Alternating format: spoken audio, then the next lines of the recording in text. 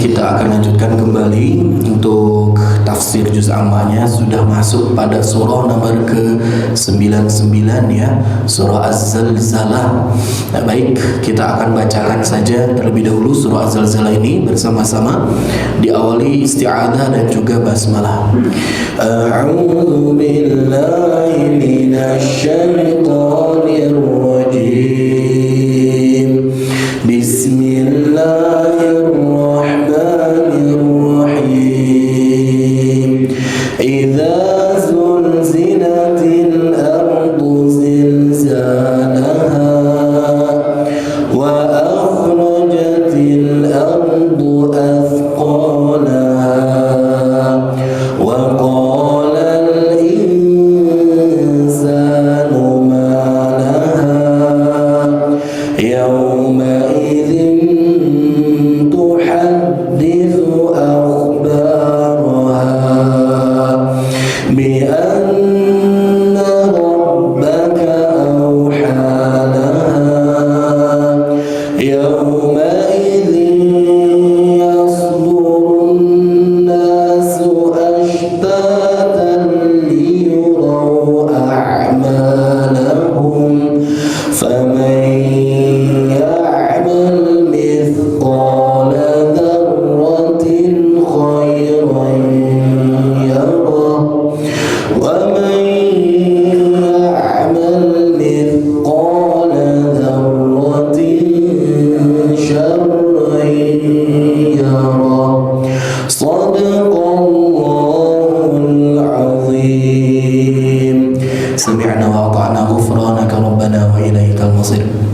Jamaah sekalian, surah Az-Zalzalah Allah Subhanahu wa taala turunkan sebagai bentuk respon terhadap orang yang selalu mempertanyakan, selalu penasaran, namun tidak kunjung beriman kepada Allah dengan mempertanyakan apa? Mempertanyakan hari kiamat. Betul gitu, setelah mati teh kita akan disusun kembali, tulang belulang yang berserakan, daging yang sudah tidak ada, ya, struktur jaringan tubuh yang sudah terurai melebur dengan tanah, apakah seluruhnya itu akan digabungkan, disempurnakan, dibentuk dengan bentuk asli yang semula? Kira atuh Muhammad kiamat teh anjeun mah dusta. Ini adalah ungkapan orang-orang yang senantiasa memperolok-olok Nabi dengan kabar mengenai kiamat. Maka dari itu Allah Subhanahu wa taala memberikan sebuah jawaban. Tidak memberikan jawaban mengenai waktu pasti detailnya datang kiamat, namun Allah Subhanahu wa taala menggambarkan bagaimana kejadian yang begitu dahsyat pada saat kiamat itu datang. Apa itu? Idza zulzilatil ardu, apabila nanti ketika datang kiamat itu pasti zulzilatil ardu, yang namanya bumi, al ardu zulzilat, akan digoncangkan zilzalaha dengan segoncang-goncangnya. Ini adalah jawaban dari Allah Subhanahu wa taala. Seakan-akan memberikan jawaban tongemut iraha datangna, tapi bayangkan bagaimana kuatnya nanti datang kiamat. Apa yang kau bangun di atas permukaan tanah seluruhnya akan hancur, akan binasa dengan sekejap. Apa yang kau bangga-banggakan dari harta dan keturunanmu seluruhnya akan sirna dan wafat. Itulah yang digambarkan oleh Allah Subhanahu wa taala. Maka dari itu jemaah sekalian, menariknya apa? Ini ada perbedaan silang pendapat antara ulama Kufi dan juga ulama Basrah. Jadi ada ulama Kufah dan juga Basrah. Mereka itu berselisih pendapat mengenai apa? Jumlah ayat pada surah Az-Zalzalah. Ya, jumlah ayat pada surah Az-Zalzalah. Berapa sih Az-Zalzalah ayatnya itu? Secara total di sini ada 8. Tapi ternyata ada yang menyebut bahwasanya surah Az-Zalzalah itu jumlahnya 9. Alah kumaha tuh. Bagaimana bisa seperti itu? Hal ini sebetulnya wajar jamaah. Ulama Kufi dan Basrah memiliki pendapat yang berbeda. Maka dari satu surah saja ada perselisihan dari total jumlah ayat. Maka otomatis secara keseluruhan Sa-Qur'anan 30 ajza atau 30 juzuan itu juga memiliki silang pendapat. Ada yang menyebut jumlah ayat secara keseluruhan Al-Quran itu berapa, Pak? 6.666. Ada yang menyebutkan 666, ada yang seperti itu, boleh. Tapi yang lebih masyhur di kita, Departemen Keagamaan kita, ya Kemenag itu menyebut ada 6.236. 6236 merujuk kepada ketentuan yang dibuat oleh ulama Kufah 6236. Ya. Sedangkan ulama Basrah menyebutkan di Az-Zalzalah saja ini ada 9 ayat, bukan 8. Lantas mana ayat tambahan ataukah ada ayat yang dihilangkan? Tidak sebetulnya. Surah Az-Zalzalah bentuk ayat dari awal idza zulzilatil ardu zilzalaha ditutup dengan syarrayyara di ujung akhir wahyunya itu satu pak. Tapi yang berbeda itu menentukan potongan ayatnya. Coba perhatikan jemaah di ayat ke-6, itu rada panjang. Yauma idzi yasdurun nasu ashtatan liyurau a'malahum. Ulama Kufi menyebut itu teh satu ayat. Tapi kalau ulama Basrah menyebutkan itu teh 2 penggal ayat. Di mana dipotongnya? Itu di ashtata gitu. Coba artinya kan yauma idzin pada hari itu yasdurun nasu, manusia itu akan keluar dari kuburnya ashtatan secara berkelompok-kelompok. Saur ulama Basrah mah eta teh saayat. Ayat berikutnya liyurau a'malahum, eta ayat yang selanjutnya. Tapi ulama Kufi menyebut enggak, itu satu ayat disambung ashtatal liyurau a'malahum. Gitu saudara Pak. Nah, jadi di sini kita tidak perlu hariwang, tidak perlu merasa gelisah kok ada perbedaan sih jumlah ayat. Nggak apa-apa. Kalau hitungan ayatnya ada berselisih, yang penting ada riwayat dengan dengan penjelasan yang memang bisa dipertanggungjawabkan, silahkan. Yang jelas tidak boleh ada tambahan wahyu atau pengurangan wahyu dari Al-Quran yang sudah sempurna ini. Tidak boleh, walaupun hanya satu ayat, bahkan hanya satu huruf. Wa misalkan teka candak wakna bahaya, nggak boleh. Fa digentos janten wa, itu tidak boleh juga. Makanya kita harus memperhatikan bacaan Quran detail ya, ayat per ayat, bahkan huruf per hurufnya. Nah, selanjutnya apa jemaah sekalian? Di sini disebutkan mengenai tentang kiamat. Ya, Az-Zalzalah itu kan merujukna maknanya itu adalah ketika prosesi kiamat itu datang. Maka Nabi Muhammad SAW pun sebetulnya pernah ditanya secara langsung. Bahkan Allah Subhanahu wa taala memberikan jawaban di ayat surah Al-A'raf ayat 186. Yas'alunaka 'anis saati ayyana mursaha. Kata orang-orang itu bertanya kepada engkau Muhammad, mereka bertanya apa? Yas'alunaka 'anis saati ayyana mursa. Ari as-saah, kiamat teh iraha datangna. Kata Allah Subhanahu wa taala memerintahkan kepada Nabi Muhammad untuk menjawab dengan apa? Qul innama 'ilmuha 'inda rabbi. Jawab aja wahai Muhammad, sungguh perkara mengenai kiamat itu adalah urusan Allah. Ilmunya ada di sisi Allah Subhanahu wa taala, enggak ada orang yang tahu. Dikuatkan dengan hadis Jibril jemaah sekalian. Manakala diceritakan oleh Umar bin Khattab, ada seorang yang datang kepada Nabi pakai baju putih seputih-putihnya, rambutnya terurai, rapi begitu rapihnya, enggak kelihatan ini orang tuh asli dari mana. Nggak kelihatan ada bekas perjalanan. Nu biasanya lah muntas melakukan perjalanan jauh pasti bajunya kotor, berdebu, bernoda, rambutnya pun pasti acak-acakan. Ini mah terurai rapi sekali, nggak pernah kelihatan. Nah, maka dari itu seorang ini datang dan bertalaki langsung kepada Nabi, menempelkan antara lututnya dengan lutut Nabi Muhammad SAW dan juga meletakkan kedua tangannya di atas pahanya Nabi. Berhadapan Pak, seperti kita meja serang abita padak gitu. Dilihat oleh sahabat, bertanya apa itu iman, apa itu Islam, apa itu ihsan. Selanjutnya bertanya pula mengenai apa? Mengenai kiamat. Kapan datangnya kiamat? Kata seorang ini, Yang diketahui disinyalir itu adalah Jibril alaihissalam. Kata Nabi Muhammad SAW menjawab ketika ditanya mengenai perkara kiamat, al-mas'ulu anha bi'alama minas sa'il. Sungguh kalau mengenai kiamat, orang yang ditanya tidak lebih tahu dibandingkan orang yang bertanya. Itu jawaban Nabi. Orang yang ditanya, kami ya, saya kata Nabi, tidak lebih tahu dari orang yang bertanya. Gitu. Dibalikin Pak, luar biasa ya.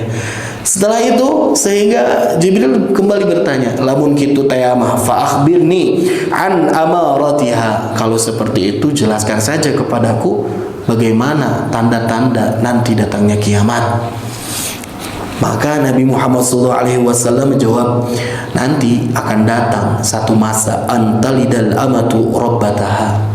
Pertama, indikasi datangnya kiamat itu ketika ada seorang budak perempuan melahirkan.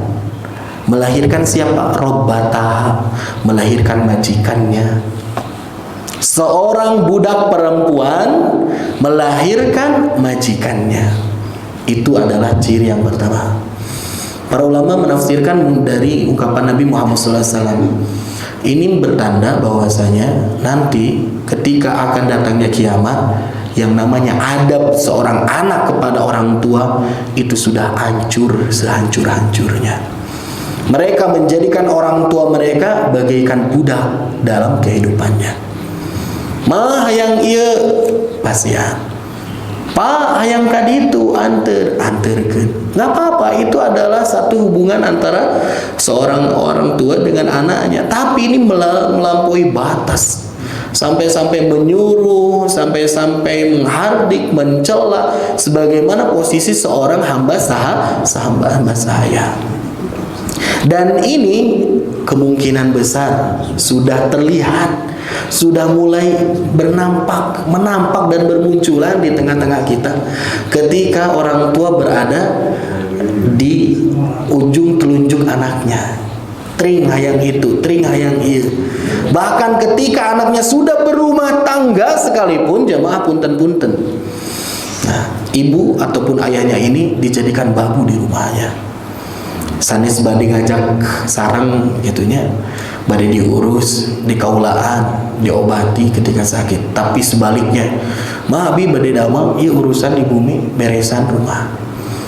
Ada yang tidak dengan verbalnya, tapi seakan-akan memberikan beban kehidupan rumah kepada orang tua yang sudah sepuh. Mah punten nitip heula budak. nunamina aki jeung nini kan atoh dititipan murang kali, tapi pami unggal dinten setahun teh aya liburna dititipan teh atuh repot. Kita pun sebagai orang tua, sebagai kakek dan nenek memiliki kebutuhan, punya kegiatan yang enggak bisa. Ya seakan-akan sope ditemblekeun. Nah, ini hati-hati jemaah. Atau sebaliknya, ada yang membawa orang tua bukan untuk dijaga, bukan untuk dirawat, tapi hanya dijadikan penunggu rumah. Da bapak mah, da mamah mah tos tiasa ka ditu ka dieu bakal riweuh pami ka ditu tos di bumi. Abi bade jalan-jalan heula ka Singapura. Ada yang seperti itu. Bahkan ada cuitan jemaah sekalian, ada sedikit curhatan ya dari seorang anak yang mungkin sadar dia punya orang tua yang harus dijaga di akhir kehidupannya. Jadi ceritanya ada orang tuanya ini udah sepuh, udah gitu suaminya ataupun bapaknya meninggal, tinggal ibunya aja. Sehingga ibunya ini dibawa sama anak perempuannya. Nah, sama anak perempuannya dikasih tempat tinggal lah gitu, hidup bareng bersama. Tapi saking mungkin mikirna teh budak istri ieu teh sayang kanu namina indung gitu ya. Entong masak atos, tong ka dapur atos calik we. Nonton TV we di kamar, ngupingkeun kajian we atos, teu kedah ka ditu ka dieu. Padahal kondisi ibunya ini walaupun sudah sepuh tapi henteu sepuh-sepuh teuing masih tiasa aktivitas. Tiasa ka ditu ka dieu masih osok resep di buruan gitunya, nanem sesuatu atau ngoret gitu istilah nama. Pada satu saat seorang ibu ini datang pengen masak sendiri, udah lama gitunya di pangmasakeun wae mah benten penginten raosana hoyong masaknya lira. Pas dia bawa tungkunya, bawa peralatan masaknya, si anakna teh was-was deg-degan. Ibu teu kedah aos iya. Ieu mah cenah keramik tong nganggo naon susuk anu beusi ke ruksak cenah gitu. Ibu ulah ieu masalah nganggona tongki. Wah, akhirnya baru terjun aja ke dapur udah dibuat drama oleh anaknya sendiri, sehingga dia datang lagi, masuk lagi ke kamar, diam lagi di situ, mulai jenuh mungkin, hingga akhirnya satu hal yang membuat dirinya itu terbebas itu dengan cara yaitu kaburuan ya, ngometane karena kembang. Pada satu saat pagi-pagi si anaknya ini lagi persiapan untuk berangkat kerja, karena dia pun punya anak yang kecil mau disekolahkan, diriweuh gitunya. Nah si ibu nage ngiring riweuh naroskeun ari patil ka mana sana, patik sanes patik ka mana paculeutik pak nu biasa dianggo ya patik ya. Nah patik ka mana neng, patik ka mana ke heula atuh ibu teh meuni gandeng wae abi ge nu curi ieu barudak seueur bade angkat sakola, abi ge bade damel tos telat cenah. Patik tos we nganggo naon, nganggo sendok naon gitu dikitukeun. Hingga tidak sadar seorang anak perempuan ini membentak kepada ibunya, "Atuh se ibu teh tos sepuh atuh calik we ke milih teu damang, lamun tos teu damang mah repot sadarea," gitu. Ya, teu kakontrol, Pak. Anu biasana mungkin di kaulaan biasa, tapi seorang ibu ini akhirnya dia masuk ke kamar menutup diri. Anaknya tahu, wah ibu mulai nggak ini, tapi lah nantilah pulang kerja, nanti saya obati lagi, nanti saya ini lagi, bahagiakan lagi. Udah gitu berangkat kerja, pas berangkat kerja nganterin anak segala macam, mau datang ke kantor macet parah, dan dia tiba-tiba pusing. Ketika bawa mobil, si anak perempuan ini pusing pak, pusing nggak ketahan, badannya menggigil, keluar kesang tiis bararada, akhirnya putar balik dia pulang ke rumah. Ketika sudah datang ke rumah, ibunya sedang naheur cai. Terus naheur cai teh dipasikeun, "Neng, iya. Ibu teh tadi milarian pacul teh kangge eta cenah hoyong nyandak jahe di buruan. Hoyong mangadamel-keun wedang kangge Neng. Karena dilihat dari kemarin Neng teh kacapean pisan cenah gitu. Malam tidur ge cenah katinggalna ge teu pules. Margi nebe tiasa bobo tengah wengi gugah-gugah langsung riweuh. Ibu teh cenah hoyong mangdamelkeun heula wedang sarta acan angkat damel ka kantor." Maksud teh gitu. Akhirnya seorang anak perempuan ini nangis. Ya Allah, itu kerjanya mah nggak jadi karena sakit. Pas pulang ternyata ya bagaimanapun kondisi seorang ibu, selelah apapun ibu, mungkin fisiknya tidak kuat lagi, tapi selalu memikirkan bagaimana kesehatan anaknya. Tah tidinya jemaah sekalian. Mandakna pami misalkan ayeuna masih aya kesempatan kangge kita yang punya orang tua, sok dimaksimalkan ya, dimaksimalkan. Mungkin orang tua teh sok rada ngariweuhan, tapi sanes mah riweuhna teh kangge saha, kangge urang anakna. Salaras nama gitu. Nah, yang pertama hati-hati, ini indikasi datangnya kiamat itu ketika seorang ibu ya melahirkan majikannya sendiri.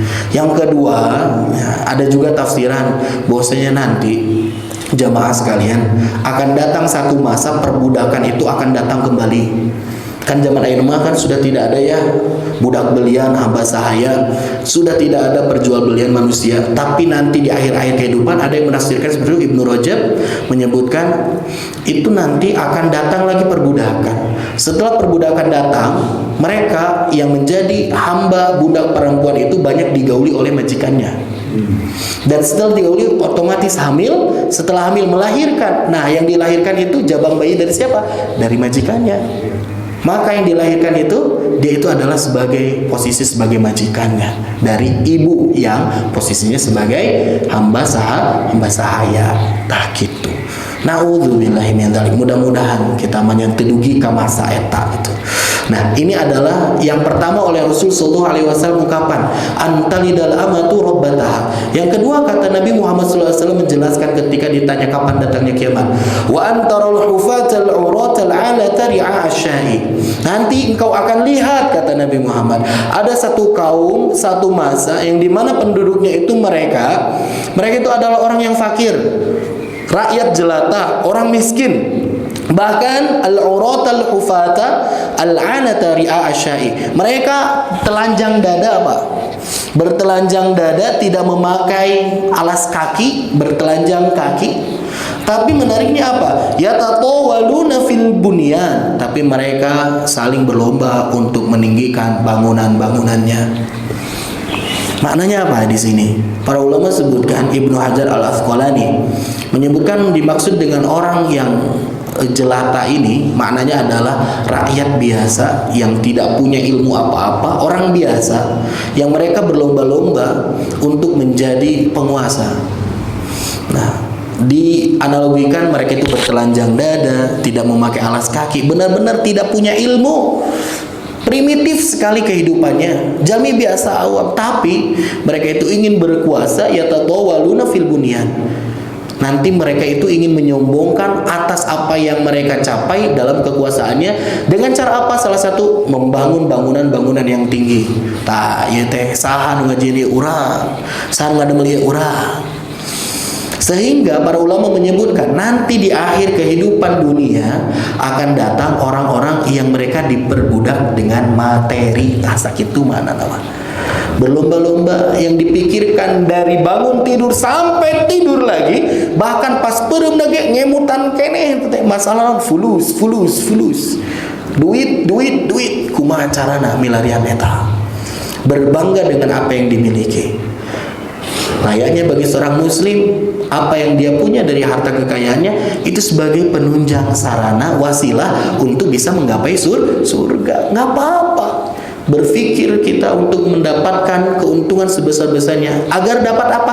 Agar dapat bersedekah, berinfak dengan sebesar-besarnya pula. Para sahabat itu mereka tidak menjadi orang yang hanya diam di masjid gitunya, tapi mereka juga berusaha, berikhtiar, berdagang, berniaga. Agar apa? Bukan resep karena artos, tapi tahu ketika punya uang kemana harus diberikan, agar bisa jihad fisabilillah dengan hartanya gitu. Nah, ini adalah indikasi yang kedua. Yang selanjutnya jamaah sekalian, di dalam hadis yang lain nanti juga akan datang kiamat itu ditengarai dengan bermunculannya pakaian-pakaian yang dipakai oleh seseorang tapi mereka statusnya telanjang. Berpakaian tapi telanjang, khususnya para perempuan. Kembali lagi trennya, di zaman dulu perempuan itu pakai baju itu seadanya, compang-camping gitunya. Datang Islam ditutupi, dibunian, dikemas dengan begitu baik, dengan begitu apik. Tapi nanti akhir hayat, akhir kehidupan dunia, orang perempuan ini kembali pada tren masa lalu, pakai baju compang-camping deh. Tapi bukan karena tegaduh bahan, sengaja desainnya seperti itu. Kemarin di negeri tertentu itu ada seorang model yang dia menampilkan pakaian pak jeans celana dijadikan baju. Aduh ayah wae. Lancingan jeans dijadikan baju, jadi dianggotnya sakit. Ya gitu. Ini tren 2023 katanya seperti itu. Celana bentuknya dipakaikan baju. Barijengnya celana rok mini teh meureun sakumaha gitu ya. Inilah jemaah sekalian, kalau ditanya lalu misalkan ada tindakan pelecehan di satu tempat ya, ketika seorang mungkin di perjalanannya, di transportasi udah gitu dilecehkan, lelaki melecehkan seorang perempuan yang pakai pakaian seksi, kira-kira udah disalahkeun saha? Eta jalmi awewe, perempuan yang pakai pakaian minim, atau laki-lakinya yang melecehkan? Ya kita laki-laki perempuan dalam bentuk itu mau orangnya moal gitu ya. Cek perempuan teh henteu kumaha lalakina we cenah. Lamun imanna kuat mah cenah sanajan dipasian nu kitu ge moal cenah, moal dicolek-colek cenah. Mana nu bener, mana nu salah? Duanana salah coba. Ini kasus yang sama-sama harus dilihat dengan kacamata yang bijak ya. Perempuan pakai baju yang minus gitu udah salah. Tapi laki-laki yang colek-colek juga salah sama. Dia nggak bisa menahan juga gitunya. Ya. Nah jadi 11-12 nah eta. Jadi dua-duana kudu nama. Bukan hanya perempuan yang menjadi korban, harusnya perempuan pun ya diberikan hukuman karena dia sudah memicu terjadinya tindakan seperti itu. Lalaki nagenya dihukum we teu tiasa nahan. Nah, jadi jamaah nanti akan datang satu masa perempuan-perempuan itu mereka memakai pakaian tapi telanjang. Pakai pakai pakaian nutup ente minim-minim, tapi ngetat, super ngetat gitu, sampaikan belahan ataupun pakaian-pakaiannya itu menampakkan sisi dari bentuk lekak-lukuk tubuhnya. Jadi sok atuh dilonggaran sakedik lah. Ngapa tuh Pak abg nganggo acuk ieu nu rada ngaalitan ieu teh acukna ieu teh. Nu ka abi nu ngageungan. Ngap teu raoseun, jadi raoseun anu ngagebrai gitu ya. Nah, jadi jamaah sekalian itu.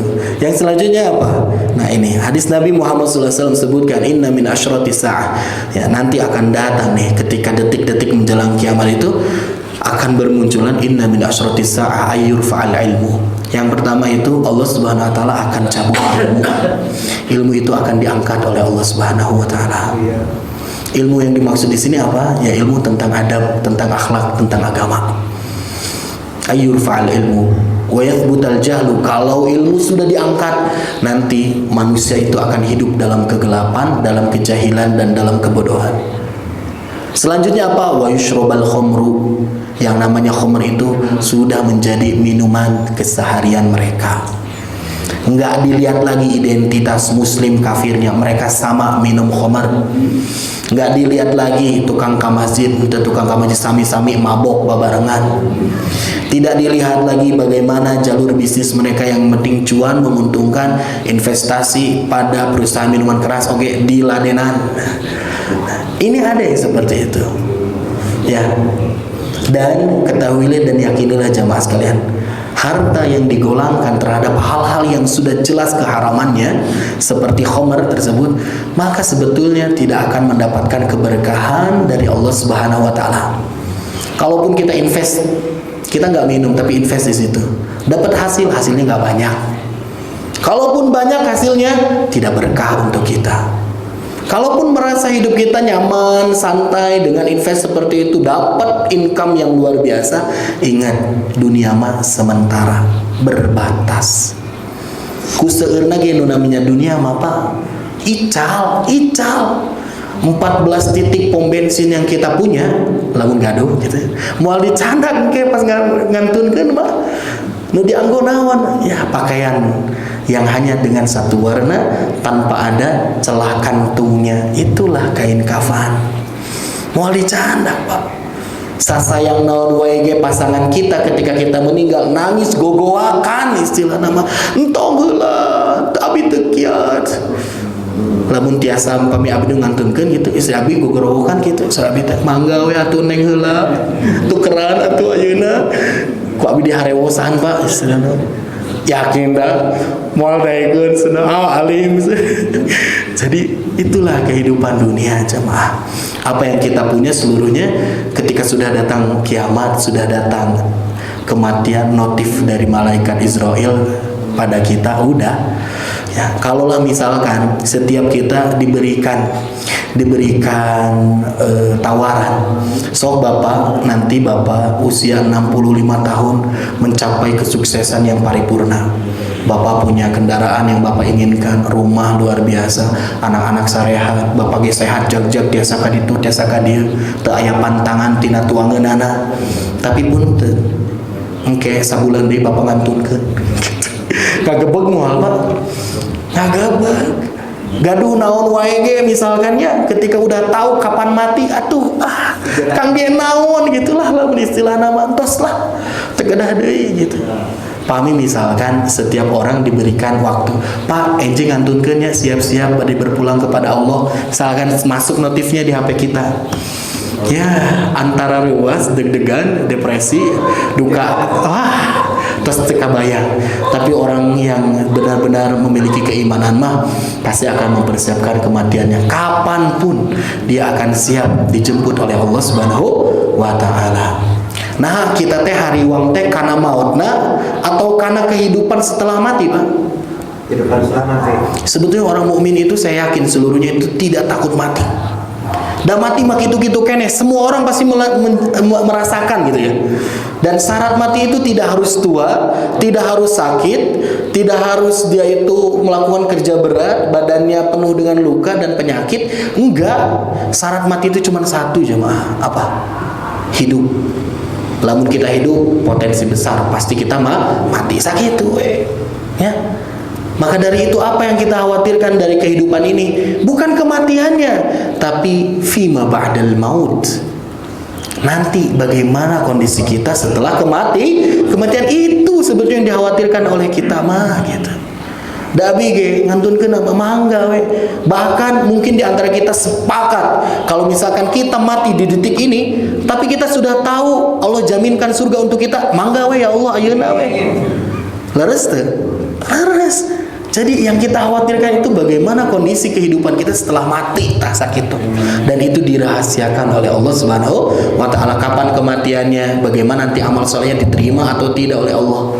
Maka dari itu doa yang kita layangkan ketika ada orang yang wafat itu, mudah-mudahan amal solehnya ditampi sakit. Ya jamaah sekalian, wa yushrabal khamru, dan yang keempat apa? Wa yadharuz zina. Pertama diangkat ilmu, merebak kebodohan, kejahilan. Khamr sudah diminum biasa saja, lazim. Setelah itu wa yadharuz zina. Orang-orang yang melakukan zina itu menjadi rahasia umum, udah biasa. Dia zina, oh zinanya tuh kumaha deui. Dia zina, udah.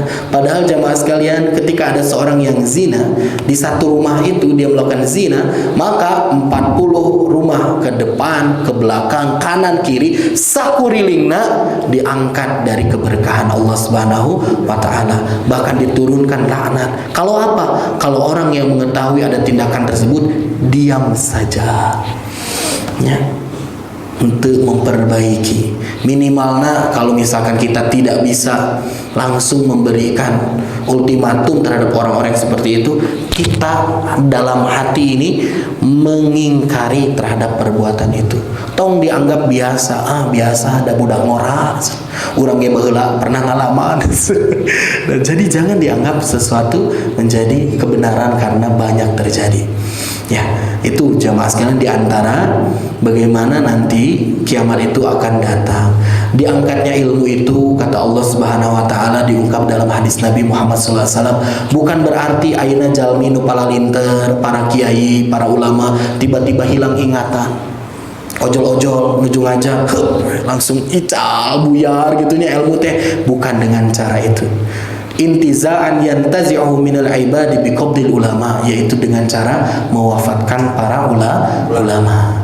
Makanya ketika Covid berlangsung, ya ada ratusan para asatidz, para ulama yang wafat di masa tersebut.